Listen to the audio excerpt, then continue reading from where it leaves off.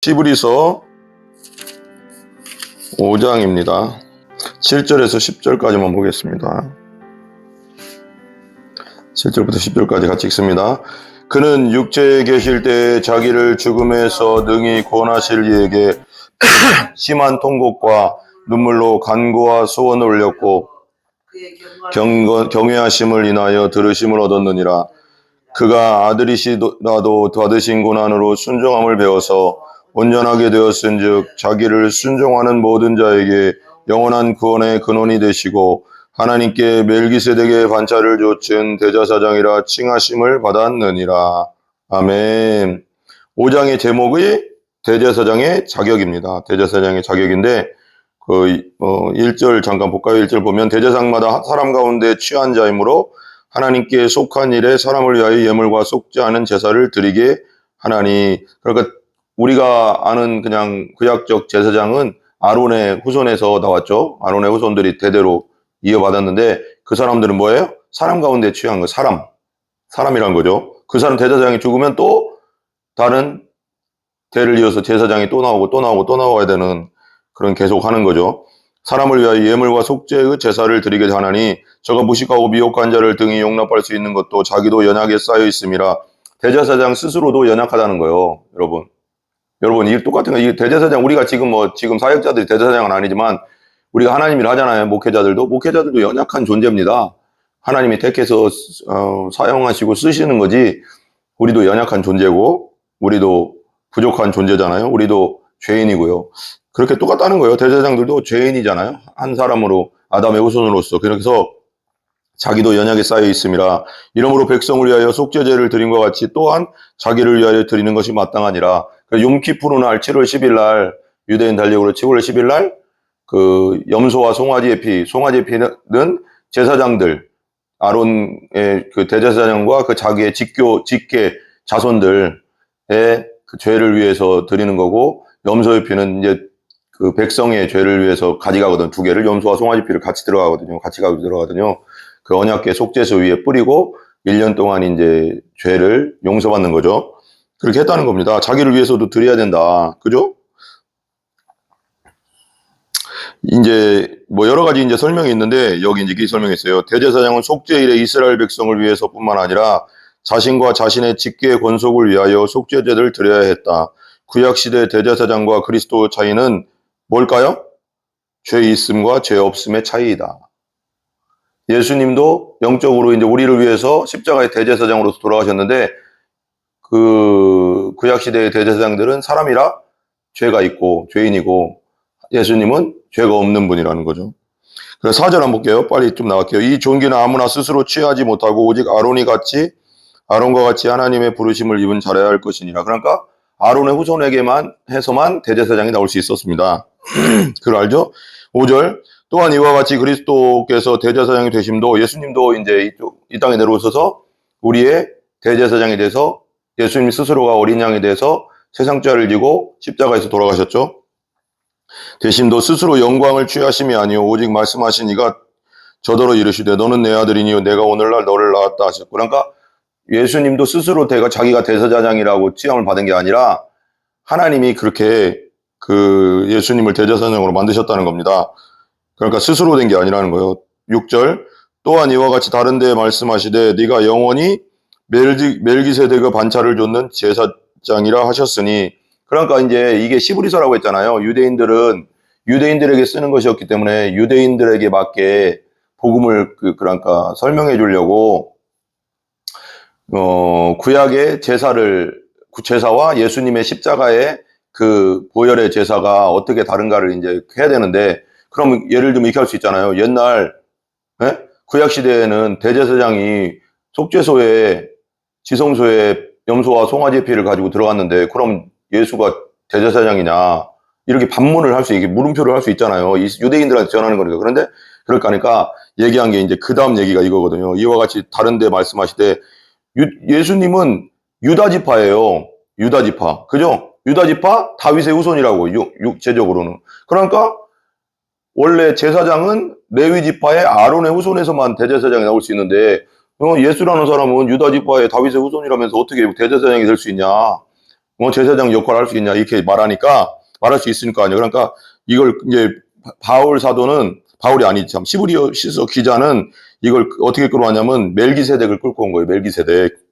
멜기세덱 들어봤죠? 다른 데만 네가 영원히 멜기세덱 반차를 쫓는 제사장이라 하시니라. 멜기세덱이 누구예요? 멜기세덱은 이제 롯과 소돔과 고모라까지 롯이 갔잖아요.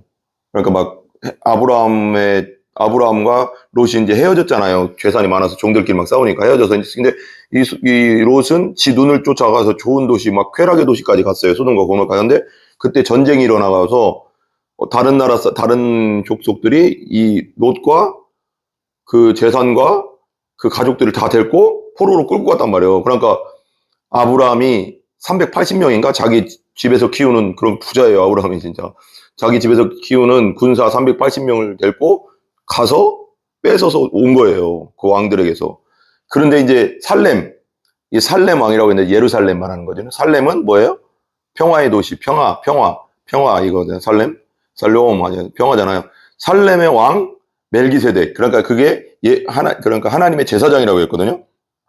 그래서 멜기세덱은 아브라함이 조카 롯을 구하고 돌아오는 길에 만난 살렘 왕이다. 그는 지극히 높으신 하나님의 제사장이기도 했다. 그래서 지극히 높은 하나님의 제사장이다고 해요. 아브라함은 거기서 보면 아브라함은 전쟁에서 얻은 노량물의 10분의 1을 그에게 바쳤다. 살렘 왕 멜기세덱이 바쳤어요. 그러니까 그때 멜기세덱은 아브라함에게 떡과 포도주를 주었는데 떡과 포도주의 상징이 뭐예요? 그렇죠. 예수님의 살과 피잖아요. 주었어요. 그러니까 이는 예수님의 최후의 만찬과 죽음에 대한 상징이었다. 창세기 14장에 나오거든요. 이게 멜기세덱 사건이. 다윗은 메시아가 오실 것을 예언하면서 멜기세덱을 언급했다. 그러니까 그때 당시 영원한 대제사장, 그 레위 지파 아론의 자손에 있는 대제사장 나오는데 멜기세덱을 창세기 14장에 아론의 후손이 나오기 전이잖아요. 그러니까 아론은 그러니까 야곱의 12아들에게서 나와서 또 400년 흘러가서 그 다음에 아론이 나왔잖아요. 그러니까 이제 이 창세기 14장의 이 멜기세덱은 그 아론의 후손 한참 전 아브라함 시대에 있었던 사람이에요. 그러니까 이 사람을 영원한 대제사장이라고 하거든요. 그러니까 멜기세덱을 그 신약 성경에서는 영적으로는 예수님과 이렇게 똑같이 봐요. 그래서 멜기세덱에게 바쳤다 이러면서 멜기세덱을 시편 110편 4절에도 그렇게 이제 나오고 있는 거죠. 그러니까 멜기세덱도 아론의 후손이 아니지 않냐. 이걸 설명하려고 하는 거예요. 멜기세덱도 아론의 후손이 아닌데 대제사장이 됐지 않냐. 역할을 하니. 그리고 아론의 후손이 나오기 전 아브라함 한참 전 몇백 년 전에 천년 전 가까이에 멜기세덱이 그렇게 했던 것처럼 멜기세덱을 아브라함이 높여서 하나님의 대제사장을 했던 것처럼 예수님도 그런 대제사장이다. 그런 뜻이에요. 7절 같이 읽어봐요. 그는 육체에 계실 때 자기를 죽음에서 능히 구원하실 이에게 심한 통곡과 눈물로 간구와 소원을 올렸고 그의 경외심 인하여 들으심을 얻었느니라. 육체에 계실 자기를 죽음에서 능히 구원하실 이에게 예수님 말하는 거죠. 자기를 죽음에 능히 구원하실 이가 누구예요? 하나님에게 심한 통곡과 눈물로 간구했잖아요. 겟세마네 동산에서 예수님이 십자가 지기시기 전에 핏방울이 될 때까지 기도하셨잖아요. 이 잔을 옮겨달라고. 얼마나 고통스러웠으면 그러겠어요. 이 엄청난 고통이 십자가의 고통을 있으니까 이제 이 잔을 옮겨주시옵소서. 그러나 내 원대로 마시고 아버지의 뜻대로 하옵소서 했잖아요. 그러니까 엄청 통곡했고 소원을 올렸고 그 경외하심을 인하여 들으심을 얻었느니라. 응답받았느니라. 8절 같이 읽어봐. 시작. 그가 아들이시라도 받으신 고난으로 순종함을 배워서 예수님도 봐봐요. 이거 잘 들어두세요. 여기 보세요.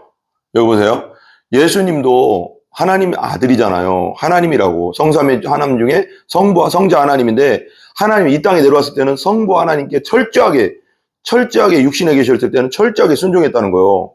아들이신데도. 근데 받으신 고난으로 순종함을 배웠다는 거예요. 순종함을. 고난을 통해서 순종함을 배웠는데 9절 보세요. 온전하게 되었은즉 자기를 순종하는 모든 자에게 영원한 구원을 근원이 되시고. 그러니까 아들이시라도 받으신 고난으로 순종을 배워서 온전하게 되었다는 거예요. 하나님 안에서 온전하게 되었는데 자기를 순종하는 모든 자에게 영원한 구원의 근원이 되신다. 순종한다는 게 뭐예요? 이제 봐봐요. 여기서 이제 순종은 또 뭐냐면 성경에 신약 성경에 믿음, 따라서 믿음, 신뢰, 순종 이거 세 개 똑같은 걸로 나와요. 똑같은 걸로. 거의. 믿는다는 거요. 예수님께 순종한다는 것은, 그러니까 자기를 순종하는 모든 자에게 그랬잖아요. 자기를 믿는, 예수님을 믿는, 예수님을 구원자와 왕으로 믿는, 신뢰하는 모든 자에게 영원한 구원의 뭐가 된다? 근원이 되신다. 하나님 나라를 들어갈 수 있는 근원이 되신다. 10절까지 였고요. 10절 같이 읽어봐요. 시작. 하나님께서 멜기세덱의 반차를 좇은 대제사장이라 칭하심을 받았느니라. 멜기세덱?